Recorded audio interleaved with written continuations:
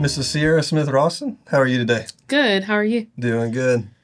So you are our mayor in Anniston, and you were previously a councilwoman. Yes. And I think that's when I met you. Before you were a councilwoman, you were running for a council. Yes. And I think we had the coffee truck. We did an event for you. My campaign event. I met you once or twice before that, but that was when we really got to know each other. Yeah.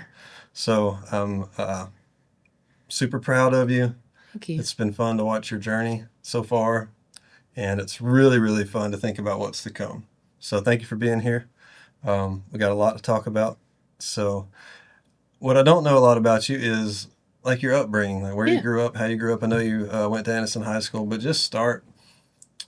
Actually, I don't want to start with you. I want to start with your grandparents because I've heard a whole lot about your grandparents. Yeah. But I haven't heard the stories from you. Yeah. So is that a good place to start with For your grandparents? sure. Tell me For about your sure. grandparents. So my grandparents are Jonas Nettles and Gertrude Nettles. My grandmother's originally from West Virginia, grandfather from South Carolina, but they met in college in West Virginia and moved during the Atlanta student movement to Atlanta, Georgia. And he was called to be the senior pastor of Mount Olive Baptist Church in the late 60s. And so that's how my family migrated from West Virginia, South Carolina, all the way to Alabama. And so obviously think about Anniston, Alabama in the late 60s in the midst of a civil rights movement. And he was a mighty leader and started at a very young age, or so there's been stories that have been told to me, from 14 years old and marching and speaking up for what was right and just, to moving to Anniston in his 30s and, taking that position of leadership, in the faith community. He took that very seriously. He was the president of SCLC in the state of Alabama and did a lot of community work in Anniston. He served on the Alabama Board of Pardon and Parole, and he did that for a very long time before his death in 1999. And so I was born in 1999, and he passed away in 1999. I was born February. Earlier that year, he died December 12th, 1999.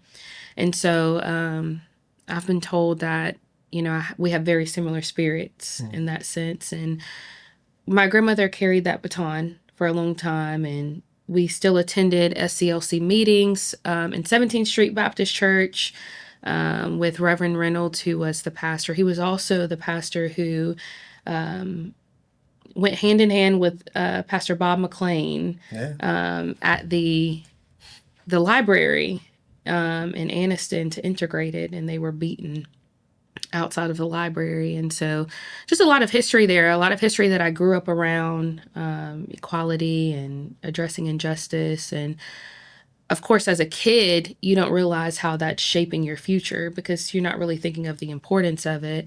But I could definitely say that it has shaped, the way that I view the world. And I'm grateful that my grandmother, afforded me the opportunity to be in those spaces at such a young age. She probably didn't think it would shape me the way it is today, but it definitely left a lasting impression over my life. Yeah.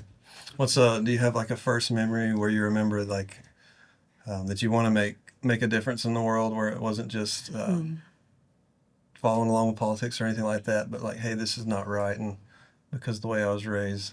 Yeah. So I think there were probably instances when I was way younger, but I think the first instance that really comes to my mind was, so I grew up in Anniston City Schools, kindergarten through fifth grade. My grandmother got remarried, and she moved to Columbus, Ohio, where I called him new granddaddy, but he was a senior pastor at Tabernacle Baptist Church in Columbus, Ohio. And my mother, she had me when she was 16. And so at the time, my mother I believe she was pregnant with my brother. So I have a sister and a brother. I have two sisters, one on my mom's side, one on my dad's side. And anyways, my mother was pregnant with my brother. My little sister Chloe was about 3 years old. And my mother said, I want to, raise my children. I want to do it, I want to be the mom that I need to be. And so otherwise my grandmother would have taken me with her. And so unfortunately, things transpired over the next couple of years, and I was placed into the foster care system. And so, and we wound up moving into a home with our foster parents, who later got custody of us, full custody. And what was meant to be 30 days turned into like 7 years for me and 10 years for my siblings. And so that's a journey within itself. But I say that to say, after fifth grade, I lived in Oxford. And so I went to Oxford City Schools since sixth grade through 10th grade, moved back to Anniston like the end of 10th grade and graduated out. And I immediately saw the difference in the level of education I was receiving. And I was concerned because I was like, these school systems exist within maybe 10 minutes of one another, if that. And obviously, demographically, things are on the opposite ends of the spectrum. But I felt as if something was wrong with that. I went to Oxford and we had access to MacBooks and labs and proper heating and air. And I mean, the environment around us was suitable for learning. And they had the resources to really, really pour into the students. And that's not to say that there weren't issues. There's always issues in whatever organization you're a part of, Sure. whatever institution you're a part of. But education-wise, the resources that our students had access to they were phenomenal.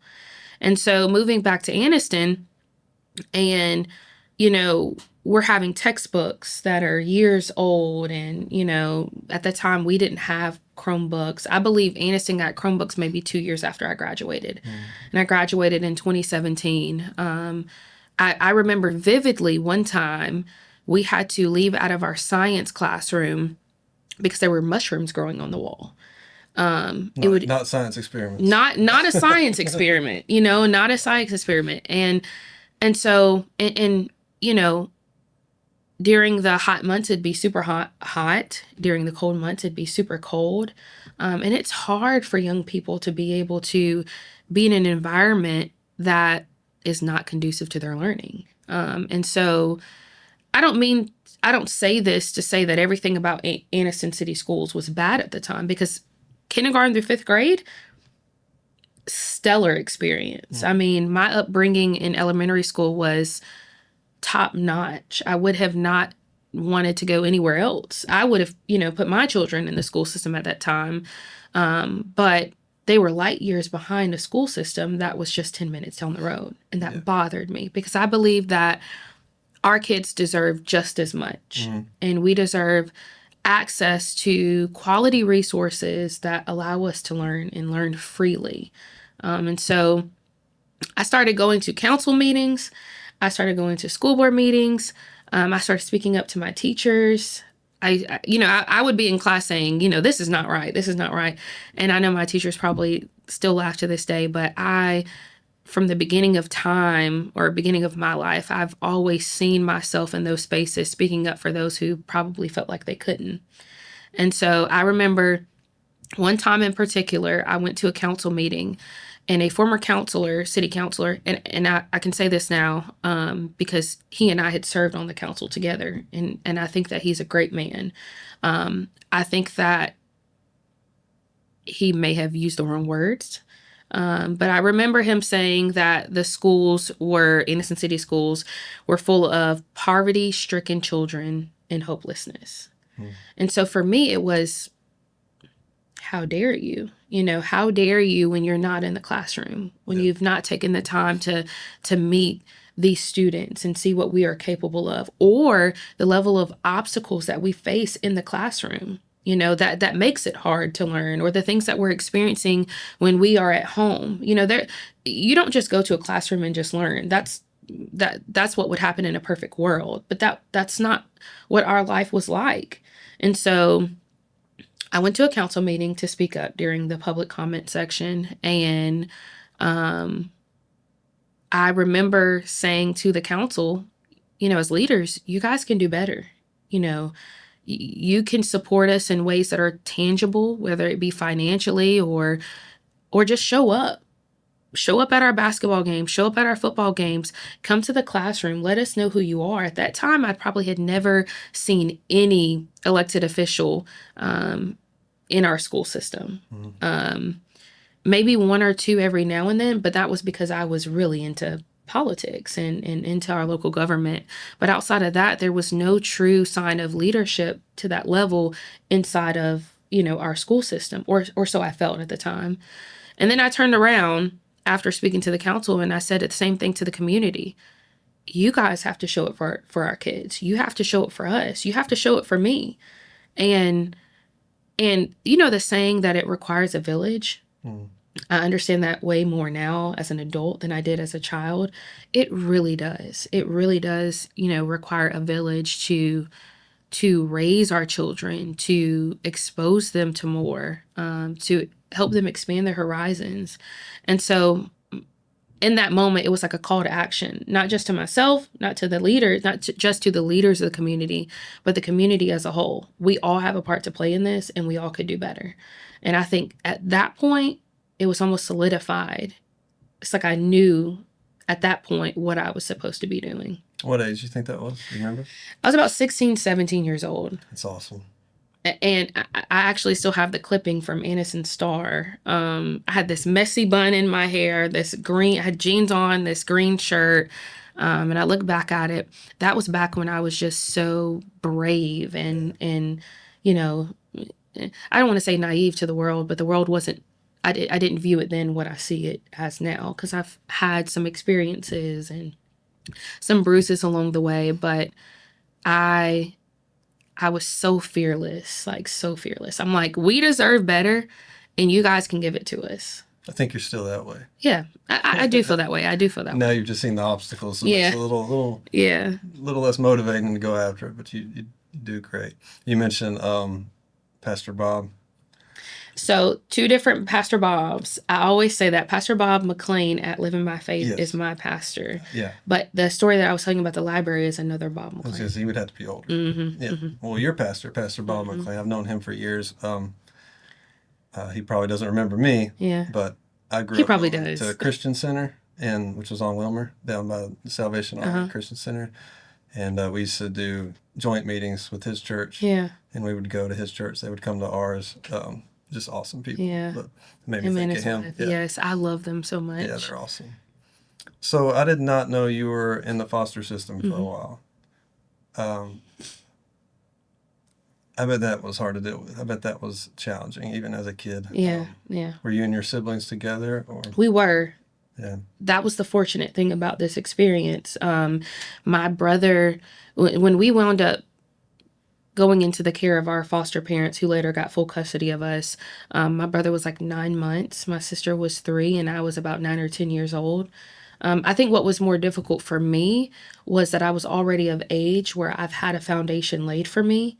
And I knew who my mom was. I knew who my dad was. I knew who my family.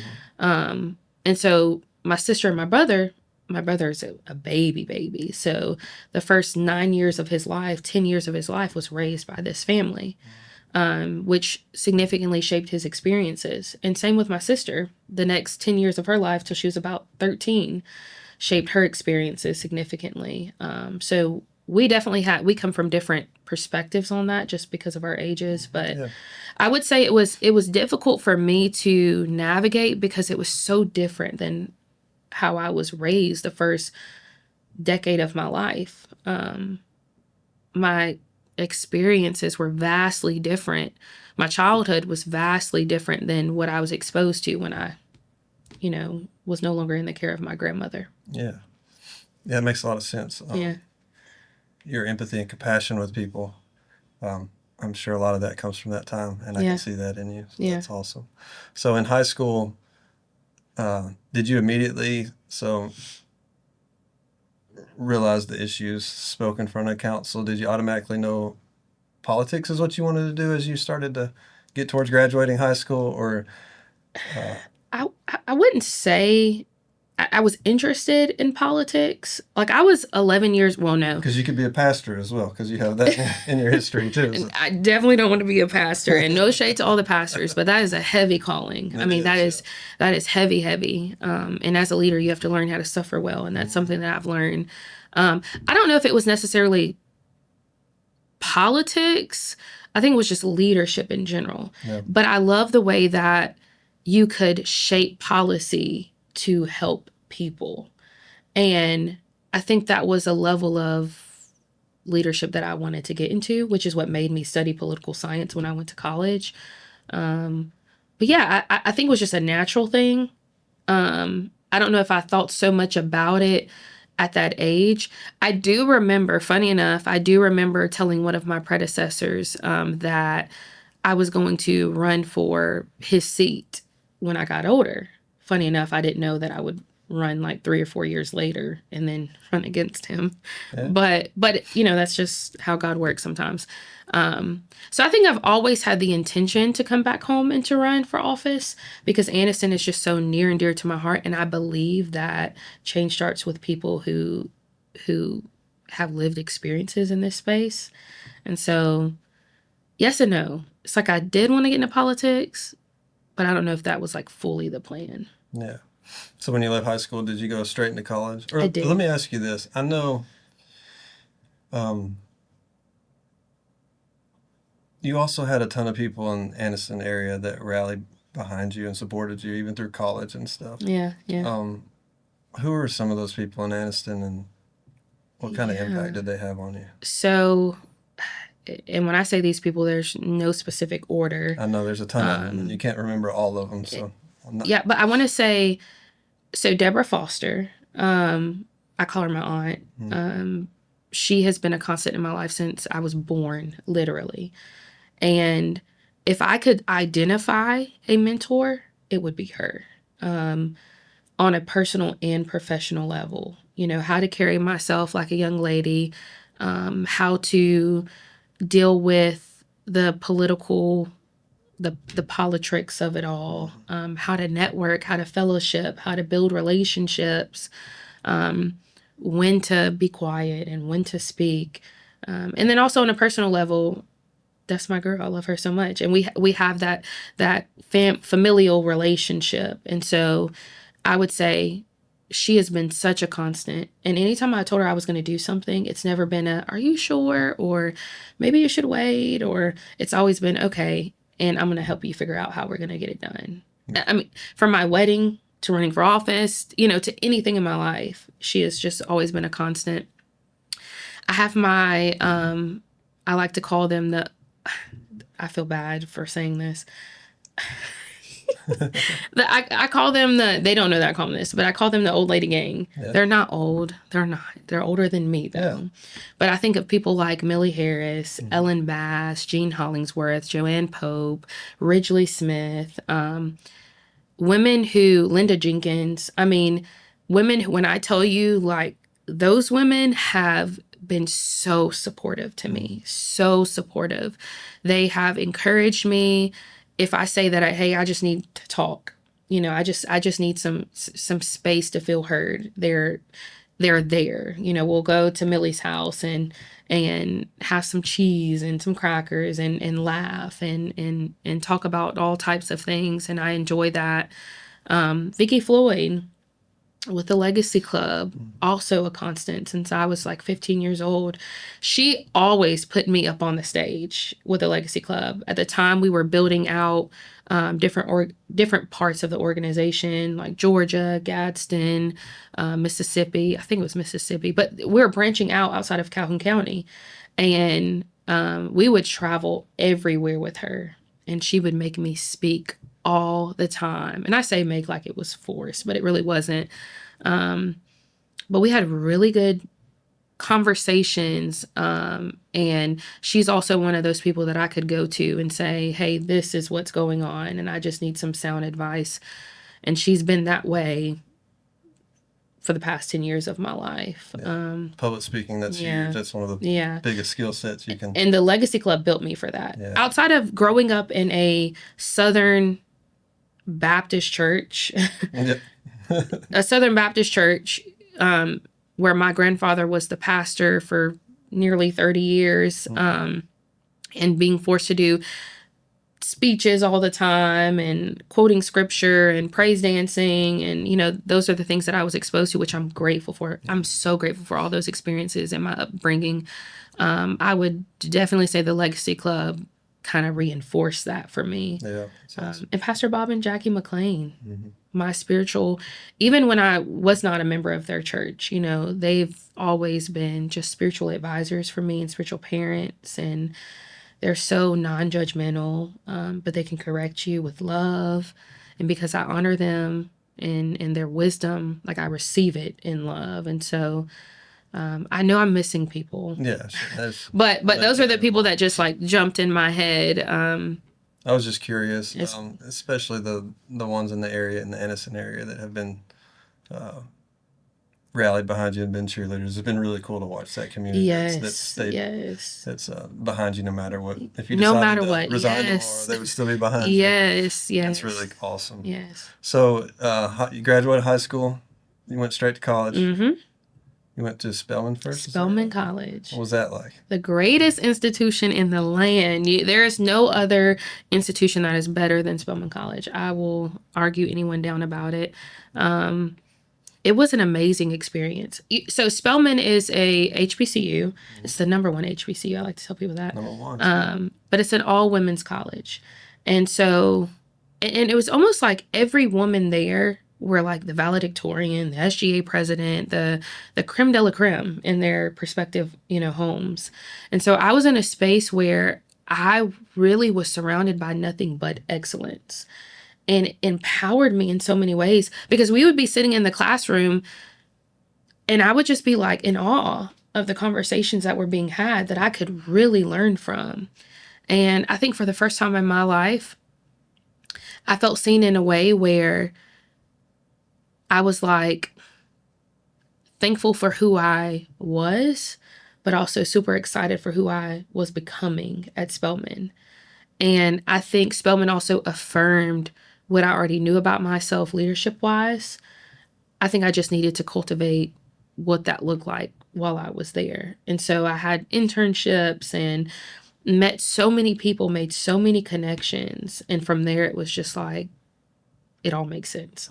It sounds like a master's business convention, like you just go and I'm serious. Every day. That's awesome. I'm serious. It was a powerful experience. If there's any point in my life that I could go back to, it would be college. Freshman and sophomore year, to be exact. Not just because we had so much fun, but because I learned so much about myself. So much about myself. It was the best experience. And to this day, those connections have been lasting. And there's nothing like a Spelman woman. Yeah. And I tell people that all the time. That seems to be one of the most beneficial things about college is the networking. Yes. You never know what opportunities that'll lead to in the future. What did you study there? Political science. Political science. And then you graduated there? In 2020 during COVID. Came back here. Came back home. So I graduated. Funny enough, I announced my candidacy in January of 2020 and was technically still in college. Mm-hmm. But I knew I was going to graduate in May. So announced in January, COVID hit like beginning of March, and wound up not being able to graduate in person. Yeah. So it was like a virtual thing. We wound up doing it the next year, so 2021. But yeah, so graduated technically officially from Spelman in May and ran an 8-month campaign from January all the way to August during COVID. You had already decided before you graduated you were going to come back here? I knew I was going to come back home. So I was coming back and forth like consistently. Mm-hmm. It was an everyday almost thing. From Atlanta to Anniston. So out of all the opportunities you could have taken out of college, I'm sure. Oh, yes. Different ways. And at one point, I was going to go the corporate route. I had an apprenticeship with, it was called Advancing Black Pathways, and it was through JP Morgan and Chase. I almost forgot it. And so I had I think it was about 6-week internship JP Morgan and Chase, one of their facilities in Columbus, Ohio. The corporate world is probably not for me, but it was a really great experience. That's awesome. So what made you decide to not just move back here, but run for office? So that same summer that I had an internship with JP Morgan and Chase, I was recommended by Congressman Hank Johnson, who serves the 4th District of Georgia. I did an internship with him. I was recommended by him to do I'm trying to remember the name, the Congressional Black Caucus boot camp. And it was established really to help people learn how to campaign, run campaigns, and amongst other things. And I was the youngest person there. I was like 19 at the time, or I was 19 or 20. It was the summer of 2019 to be exact. And I was the youngest person there. My cohort was probably like 40 individuals. Don't quote me on that number. But I was surrounded by such excellence. Like I really was. It was in Washington, D.C. Wow. Well, we traveled back and forth from DC, but where we stayed was like on the outskirts of DC. So I think it was like Virginia. And so I was the youngest person there, of course. And some of them were already elected officials. Some of them were already political operatives who've been consultants or, have had all this experience in the political world. And there was a challenge that they gave us. And all of us had to write a speech, or those who were interested. And we had like a certain amount there was a time frame that we had to write this speech. And the speech had to be, I believe the speech had to be like 4 minutes long or something like that. And basically whoever had the best speech by vote would get to speak at the Capitol the very next day. And so it's a lot of planning time. Yeah. And so I did not think that I would, get chosen. But I was like, because some of them were already elected officials, I'm sure I had years of experience public speaking, but there was one thing that I knew that I could speak on, and it was Anniston. And so I remember, and I wish I still had a copy of that speech, I remember getting up and talking about Anniston, and I mentioned the names of the young men that have been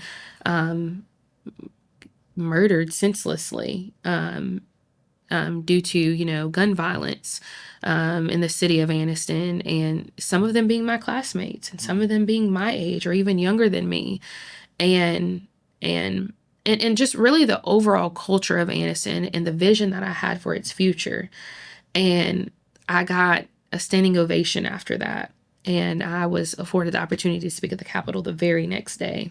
And I believe I still have a picture of when I spoke at the Capitol the next day on my Instagram, I think on Facebook too. But I don't know what it was. So after that experience, I was like, oh, I'm going home. Yeah. Like I'm going home and I'm going to, and I had the mindset of, okay, I may not win because I knew that I would be going against a 4-term incumbent.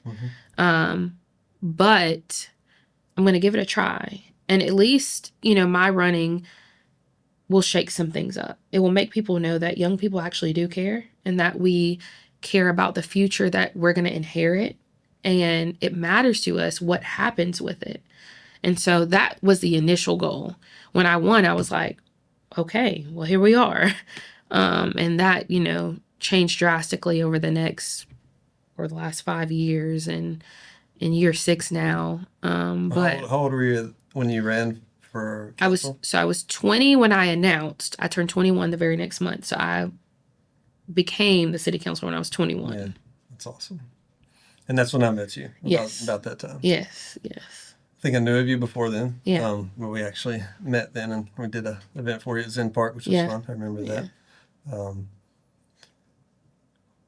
Were you?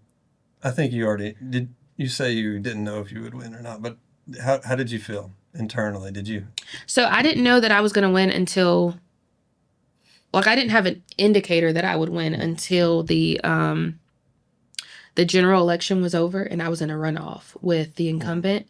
Because there were four of us in the Ward 3 race. And from the general election, I had the highest amount of votes. And so I knew that I had a real chance at this. And I think that's when it settled in my mind, because that was August and the runoff election was October. It was August 25th, the general, October 6th, the runoff. And so I had a strong indication that I could win this thing. But the months leading up to that moment, I was terrified. I was absolutely terrified. I was like, I'm terrified of rejection in some ways.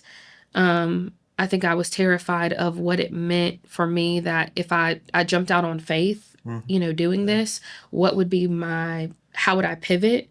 And so I had a lot of things running through my mind. And I was also terrified of being torn apart. Mm-hmm. I was strong mentally. I've always had a really good head on my shoulders. But politics it's nasty. It's brutal. And, you have to really have thick skin. Had no idea that it would lead up to where we're at today. But I thought it was an honor that my, peers thought of me highly enough to allow me to be the vice mayor, especially being such like a youngin', yeah. And being so new to the council. I took every experience I could, learning from Jack at the time, who was the former mayor, who was my mayor at the time, from watching him at council meetings, watching him at city events, having those one-on-one conversations, with him, because I knew there would come a time where maybe he wouldn't be able to be there, or he would need me to fill in for something. So I really soaked in any opportunity I got. Yeah. Yeah, that's awesome. They put a lot of trust and faith in you. That's the thing. I think you'd already built that some because the way you presented yourself growing up through high school, mm-hmm. and speaking at the council mm-hmm. meetings and stuff. But that's great. So you then became mayor mm-hmm. by default through being vice mayor. Yes. Or first, let me go back and say, was being a councilwoman what you expected? Yes and no. I don't think you really don't know how things are going to go until you do it, mm-hmm.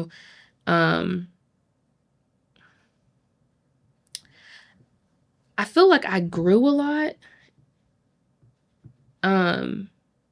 from my beginning years, to my last couple of years in office as a city councilor, mainly because I had such a innocent way of thinking that anyone who is serving in some public capacity or any capacity of that nature, that they were all doing it for all the right reasons. Mm-hmm. There was also a level of respect that I had for so many people that I grew up around. And so it was interesting for me to see the shift of me having those relationships as a young child with a bright future versus me having those relationships as a young woman who is now the city councilor.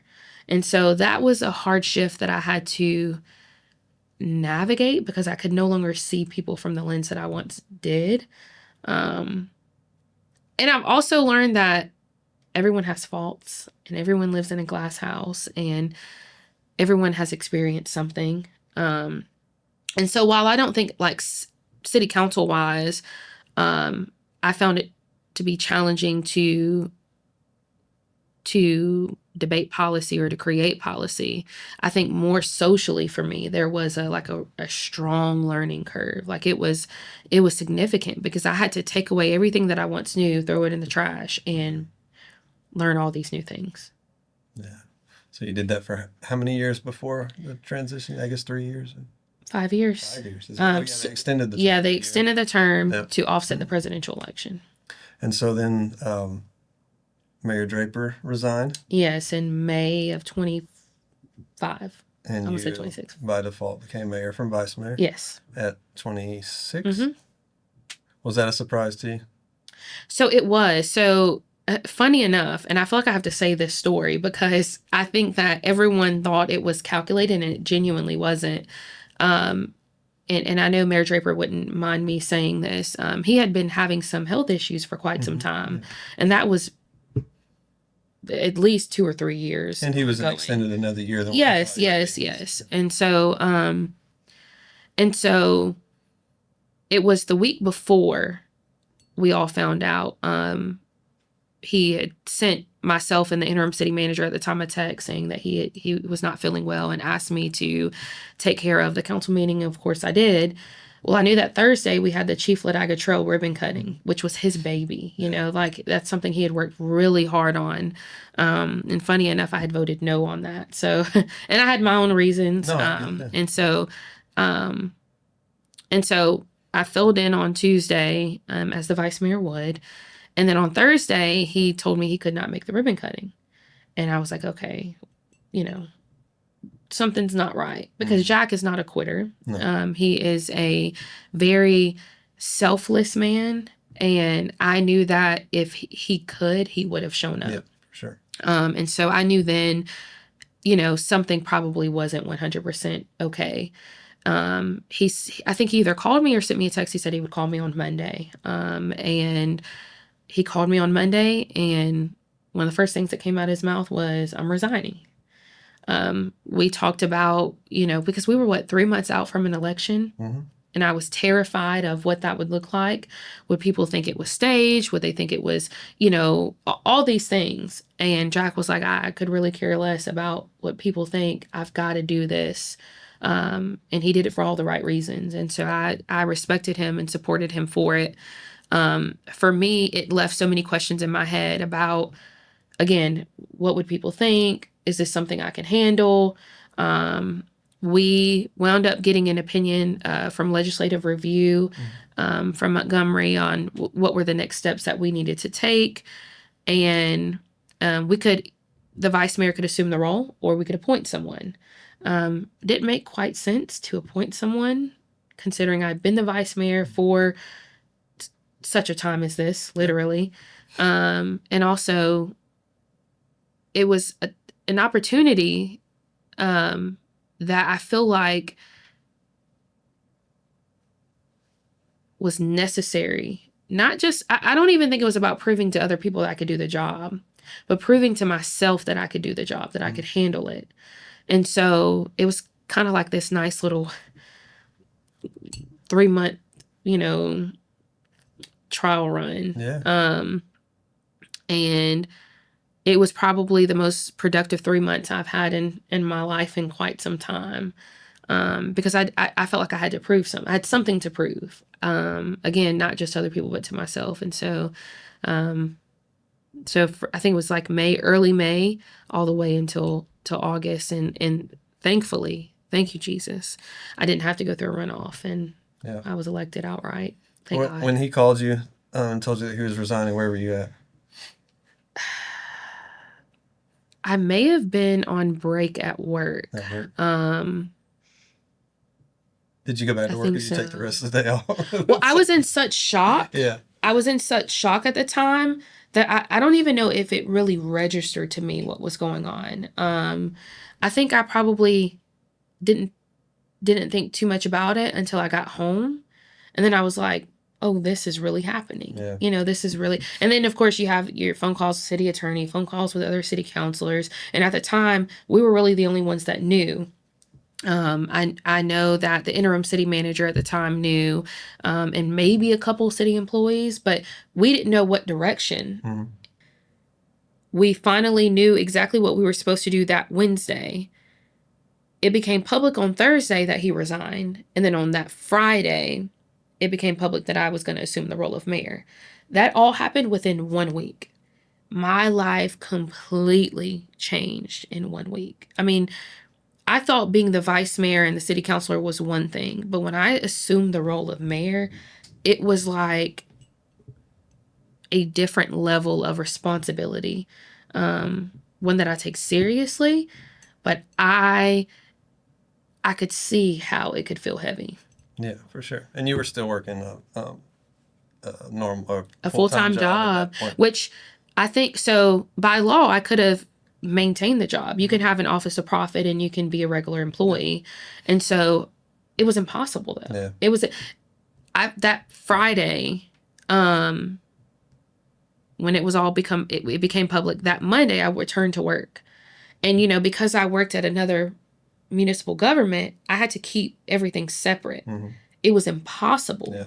It was, you had people coming in wanting to bring up Anniston to me, at my full-time job. And I was so overwhelmed. I said, you know what? I said, I'm just going to have to make this decision to make sure things are both, ethically and legally sound. And I've made a commitment to Anniston, and I think this is my time to show them my commitment. And so I wound up resigning from my full-time job and focused on the city ever since. The city of Anniston, that Which is. is another full-time job. It is. It's not a part-time 24 hours a day. So you were in office as vice mayor, taking over mayor until August, and then ran for re-election. Yeah. And then were elected. Yes. Was elected mayor. Yes. Which was great. You had a huge team behind you supporting you. It was I amazing did. on Facebook and out in the town everywhere. It was awesome.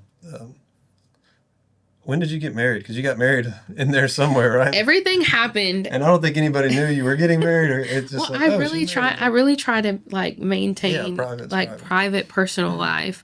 But we got married. We actually got legally married in July of 24 at church, after church one Sunday. We had on jeans. It was actually the day Joe Biden announced that he would not be running for re-election. Okay. I think that's so funny because that's how I remember our anniversary every year. But so we got legally married then, and then we had a wedding in November with our friends and family of 24. But yeah, the whole year. It makes me laugh when people say that because they're like, we did not know. And I didn't think I could have kept it as private as I did, but I really did, because I've learned that my home life is so sacred. Yeah. And there are some things that I've got to keep a priority. Mm-hmm. And those were one of those things. And I never wanted that to kind of get in the midst of what I do professionally. They intertwine in a lot of ways, but that was one thing that I wanted to have for myself. Well, he's a really cool guy. He's fun to talk to. He is. No, he's like, do you want me to come to the podcast? I can be on it. He should have. I'm like, no. Do a separate one with him. He will have you here for 3 hours. That's okay. I like it. So you've been mayor now, elected a mayor for almost a year, right? To be a year. And officially elected mayor. Yeah. August. Anyways. Just a few months. A few months, yeah. A seamless transition. I started to hear city employees saying, it sounds like she's doing great. Everybody's happy. Was it everything you expected it to be, even though it was a surprise to start with? Yeah.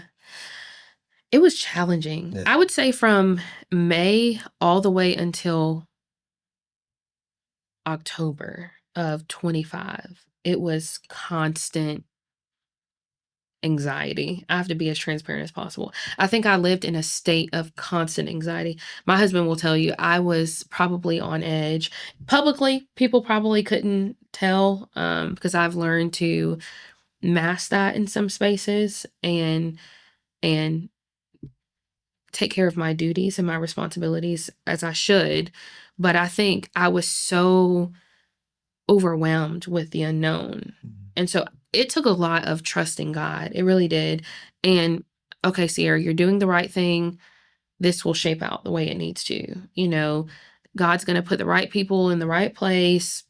But it was constantly reaffirming myself and encouraging myself and having those constant internal conversations. But I think it felt chaotic every day in my mind and in my heart. But I knew that troubles don't last always, literally. And there was going to, at some point we're going to be like, okay, we can all breathe. So I would say, from about May to October, it was definitely like, oh my gosh. But then once October hit, closer to November when we were sworn in, we knew who our city councilors were going to be. We hired a city manager. We had a new fire chief. I say unfortunately, because I love Chief Phelps and I think so highly of him. I hate, how we lost our former fire chief. And that was a hard loss for us, very hard, because he was such a good fire chief. And so that hit us too. That was all of them. Yeah. Chief Waldrop, I mean, he was a part of the heartbeat of what makes Anniston. And so that was a hard pill to swallow. And, you know, Bathsheba, our HR director, you know, retired recently, and she had been with the city for 20 plus years. Our police chief retired recently, 20 plus years. Even Mr. Folks, you know, 30 years of service to the city of Anniston. You know, prior to that, he was the PAR director, then he was the city manager. So everything that we once knew to be Anniston was transforming. But I thought that was such a blessing because it was kind of bittersweet because, you know, you're going to miss everyone. But also, I think that there was such a unique opportunity to shape Anniston in a new way. You have new leadership, you have young leadership, you have pretty much a brand new council, you have a brand new city manager, you have brand new directors. And so I think that that gave us a sense of like, okay, let's do this. Now we can change things up a bit. Yeah, and I think all the change at once. And even though some of it was sad, and Yeah, you hated to yeah, see some people leave, and uh, even all that together created some excitement in the yeah, city. I think yeah, just for change's sake, yeah, if nothing else. So it was a really cool time to see as a business owner, especially. You know, we're right there in downtown, and we've seen it all yeah, while we've been there yeah, the past 3 years now. yeah, We dealt with the challenges of getting open, and have seen all that change as well. yeah, Everything's streamlined now, and as the proof is in the pudding, there's yeah. businesses opening up left and right. Um, I think it's just been super fun to watch. Everything evolve. Yeah, Yeah. especially with you Mm. steering the ship, if it will be. Trying to at least. Yeah. What's one of the hardest things as mayor, you think? Probably trying to make everyone feel, oh, I don't know. I so the first thing that came to my mind was I value people a lot, and so I want everyone to feel important. And so trying to be equitable in that has been very difficult because you can only give so much of yourself. But I really do try to be as intentional as I possibly can in every area, from our unhoused population to South Anniston, West Anniston, the east side of Anniston. I genuinely do try to give so much of myself. That can be hard because Yeah. I'm only one person. And you know, the job doesn't always allow me to do that. So I would say that's a challenge. The second challenge is being misunderstood. Hmm. Um, in this day and age, you have a lot of people who the easiest thing for them to do when they hear something is to go on social media. Not researched anything, not gathered all the relevant facts, not asked the right questions, not shown up to a council meeting, not reached out to me personally because I'm very accessible, like very accessible. And in some ways, I think I should reduce some of my accessibility because I think I'm overly accessible sometimes. But I think sometimes, while I have a lot of love, I think it to me that overwhelms the hate that I receive. It is disappointing when I see things on social media that are just absolutely not true.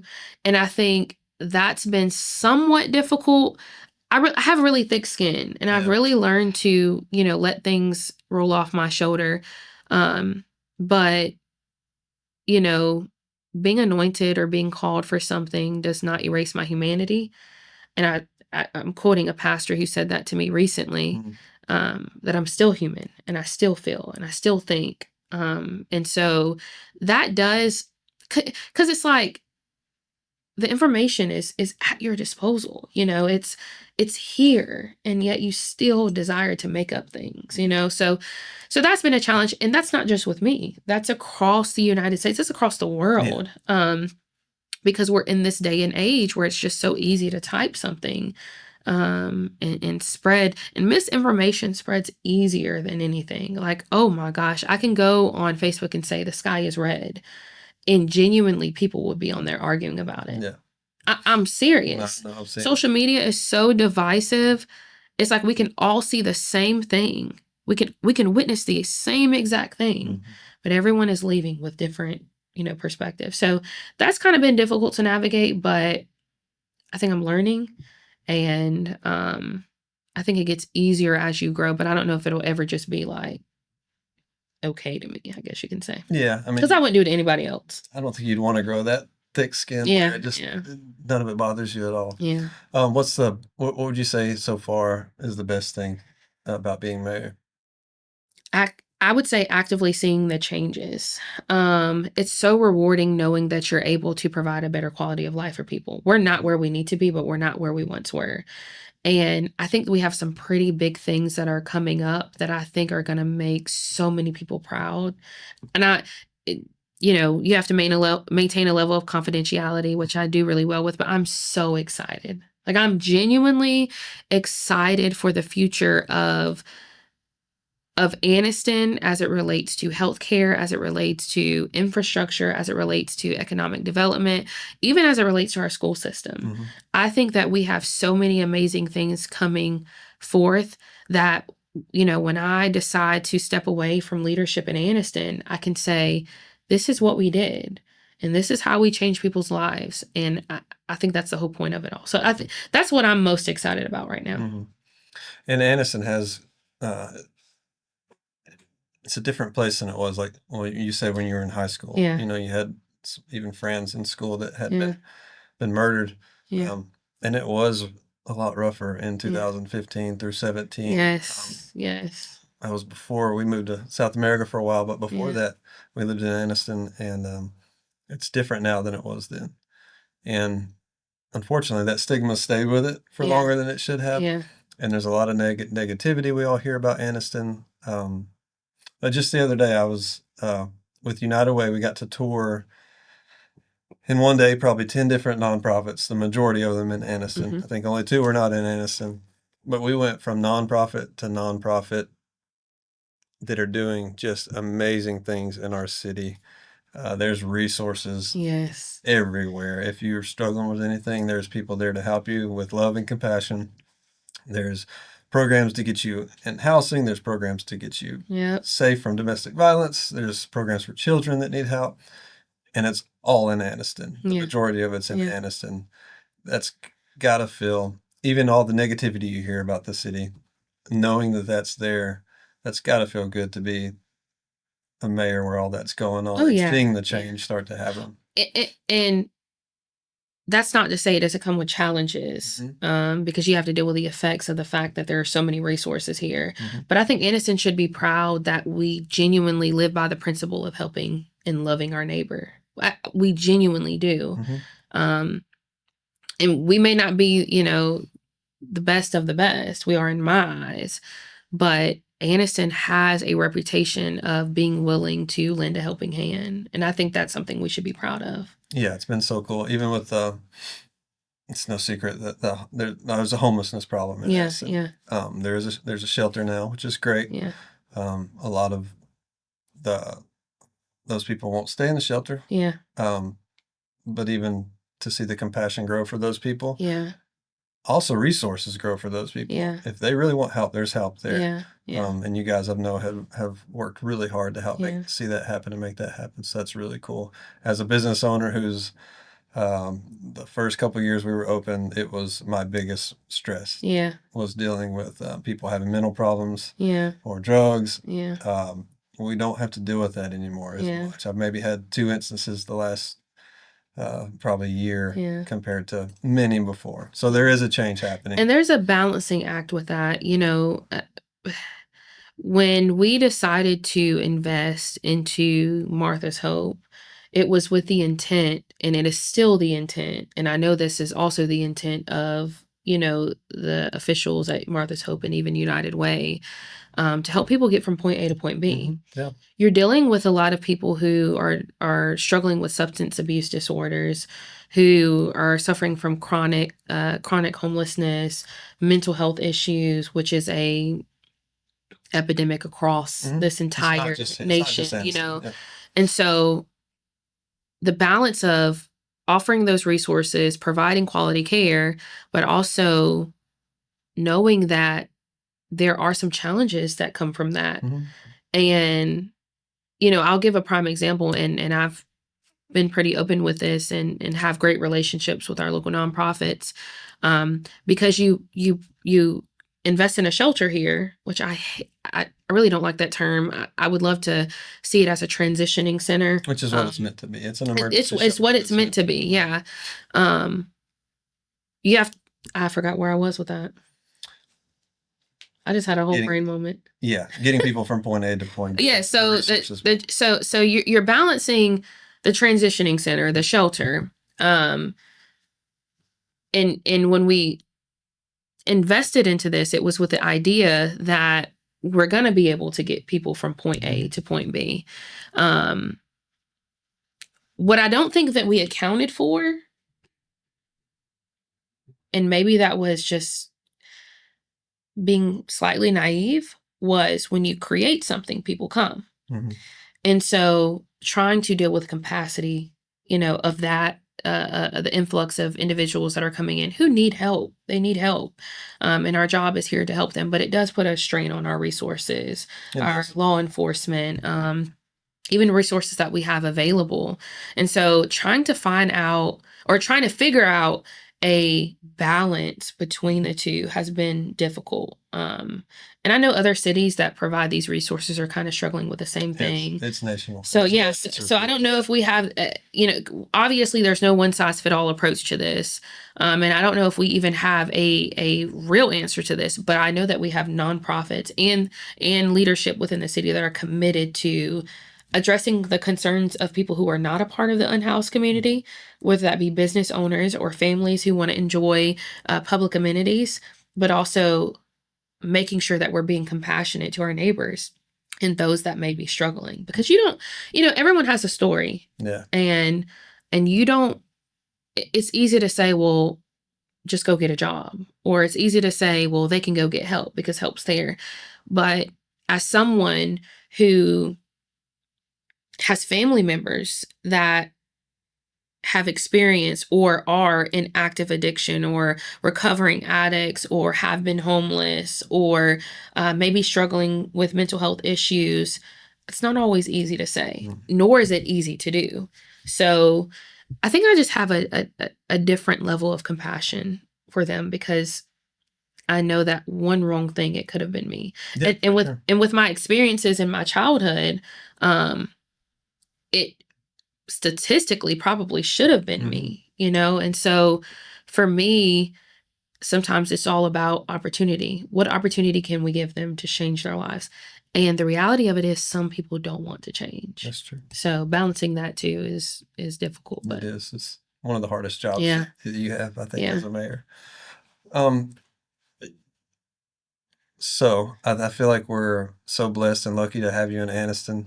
I'm not sure how long that's going to last because you're so talented. And so, do you have any, I don't know if it's proper to talk about this while you're mayor, but do you have any aspirations for the future as far as, I know you're still studying. Yeah. You're studying law now. Yeah. What do you think your future might look like? Yeah. I struggle with that. And what I've been telling myself is don't think too far ahead because I'm such a futuristic person. I think I've always been one step ahead of myself or probably 10 steps ahead of myself. And so I'm really trying to focus on being more in the moment and enjoying what I'm experiencing because it is monumental. And this is something that I can be proud of. I have this issue with, and other people may experience the same, where you can accomplish something and you don't feel accomplished. That's a trait of a successful person. Yeah. So I'm trying to appreciate that. I'm trying to appreciate where I'm at in my life, and the things that I've experienced and the accomplishments I've made. I'm in law school right now and I'm projected to graduate in December of 28. So I've got about 2.5 years, 2.5 years, left of law school. And my hopes would to be a licensed attorney when I sit for the bar in hopefully February of 29. And to be honest, I can't tell you. I cannot tell you what life is going to look like at that point. I'm trying to give myself some grace and saying I don't have to have it figured out right now, but I really don't know. I'll be 30 years old when my term ends. I will have given a decade, literally. I announced my candidacy at 20, was elected at 21. A decade of my life, all of my 20s have been devoted to Anniston. I've given so much of myself, my youth, and while I'm proud of it, and I love this city so much, I don't think that Anniston is where I will be for the rest of my life. Yeah. And so I'm open to what the future holds, and I'm open to pivoting when that time comes. And if 3.5 years from now, when my term ends, if I feel that my leadership is still needed, I'd run again. But if 3.5 years from now, I feel like we're on good footing and I can pass the baton and we have someone in place that can continue that leadership, I'd also be willing to say, okay, I've done, what I've been tasked to do. I've completed my assignment. Would I run for office again? Probably. I think it's in me. Yeah. Do I know what that would look like? I don't know if it'd be the legislator or maybe Congress. I have no clue because the political landscape could be completely different at that time. Things change drastically. And so I'm open to whatever that looks like. I would definitely want to focus on building a legal career and maybe getting some experience as an attorney, which may be difficult being mayor, as we have seen with former mayors who are also attorneys. But I also think I'm superwoman sometimes. Yeah. But I also don't want to put too much on myself. So I'm open to whatever the future, looks like, but I'm also committed to ensuring that Anniston gets the best out of whatever decision that is made. It seems to me, from my perspective, you've done a really good job of focusing on it and what you have, your task at hand, and not getting distracted by the bigger picture. Yeah. Even though I know there's people out there hollering at you, come over here, come over here. Yeah. We're really grateful to have you in Anniston, so thank you for that. What would you say to, let's say 10-year-old Ciara? Oh. Because you're still way young. Yeah. Like you said, you've given 10 years to this, and you'll still be 30 when you've given your 10 years. So you still have a ton of opportunity ahead of you. But what would you say to? So at 10 years old, I will have just transitioned out of probably one of the most transformative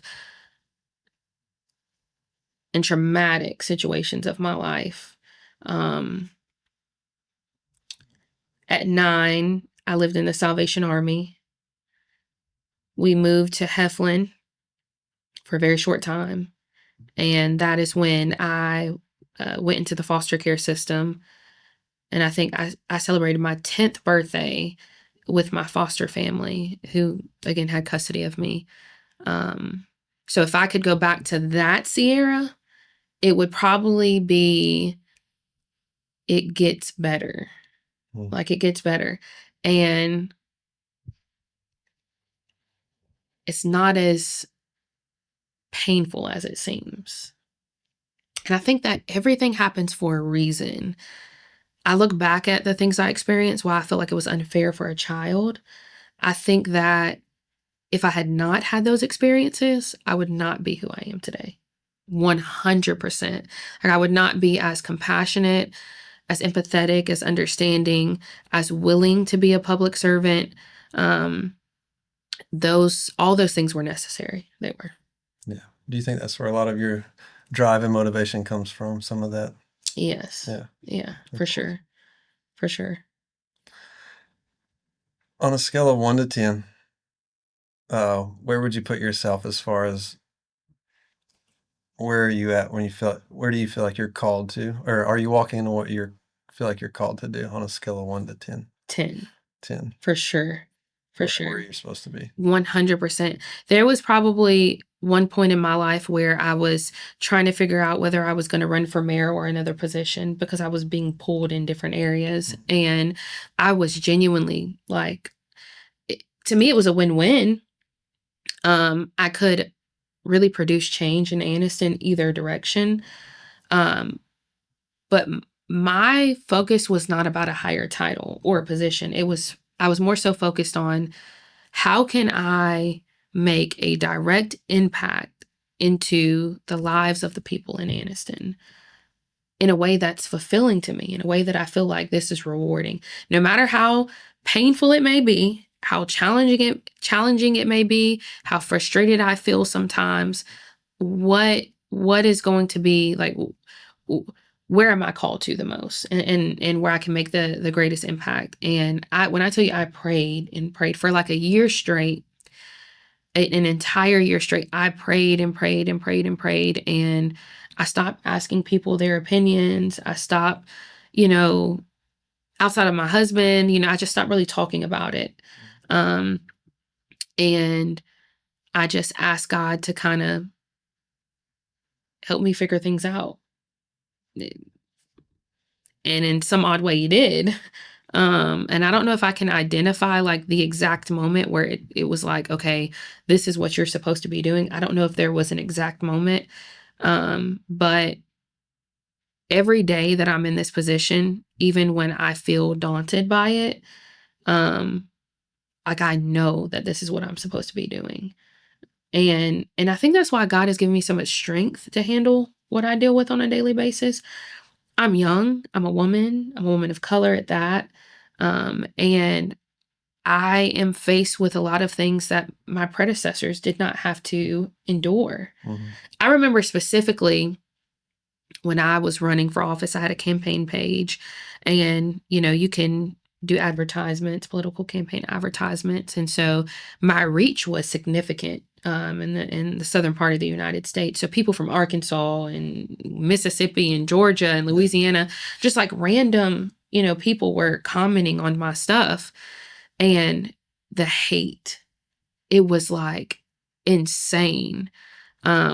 The names that I was being called, from the N word to an illegal alien. I was born in America. Um, I mean, just volatile things, And so, even despite all that, I still had this like hunger to serve, because I easily could have said, I'm not going to deal with this. Like, I could have easily said, I don't want this. Let me go live somewhere else and probably live a stress free life. Not that life is going to be stress free regardless of what you do, but definitely less stress than what I deal with on a daily basis. But for whatever reason, it's like God just, he strengthened me every day. Like every day when things would come up, when I would feel overwhelmed or unsure, there would be some gentle reminder, or he would send somebody, or something as small as I'm in the grocery store and someone comes up to me and say, thank you, or I'm proud of you, or seeing a child, like, oh my gosh, that's the mayor, because I was once a little girl who was like just obsessed with knowing leaders and seeing them in our spaces. And so I know how exciting that can be for a child. So I don't know if there's, ever been a point where I was just like, this is not what I'm supposed to be doing. I think I'm constantly affirmed that I am where I need to be, enduring what I need to endure, learning what I need to learn, experiencing what I need to experience, and my voice matters, and I'm here for a reason, and I'm on an assignment for a reason, and I like firmly believe that, firmly. Yeah. I know you spend a lot of time. You probably have less time now to spend doing it, but you spend a lot of time pouring into other young women. Savannah, that works with us when she's in town, Savannah Strong. She's always super grateful to meet with you and talk with you, and you're an inspiration to her, I know. She'd be a good vice president when you run for she would be. So she'd be a good president too. Yeah. Either way, y'all can work with each other. She's studying law too. So. But I've seen you pour into a lot of young women, and you're an inspiration to young women. What would you say to a young woman such as her, or even younger, that is considering politics or feel like they're called to fight injustice, which is essentially what you're doing? Twice as hard to have half as much. I would say it all the time. I have to work twice as hard to get half as much. I have to fight on a daily and I won't name specific instances, but I could name probably 10 instances, even on a local level, where I feel like I have to fight to be heard. And it's not for me personally, it's for the city. Um, but it is all well worth it, because I think that anytime you acknowledge that fight and you acknowledge the injustice that comes from it, you're shaping a future that makes it easier for the people that come, behind you.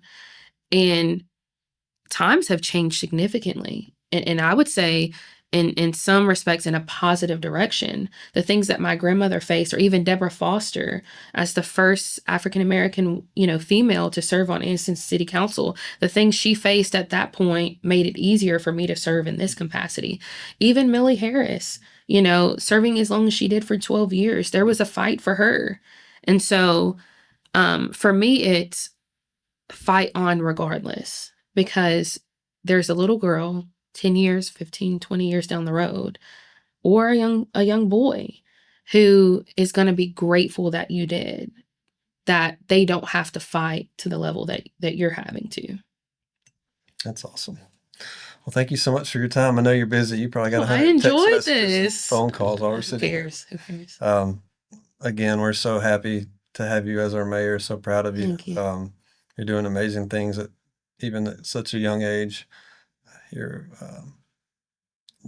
the future, who knows what the future holds for you, but it'll be super fun to watch. So Thank you. Thank you. Thank you for spending time with us. Thank you. Let's do it again.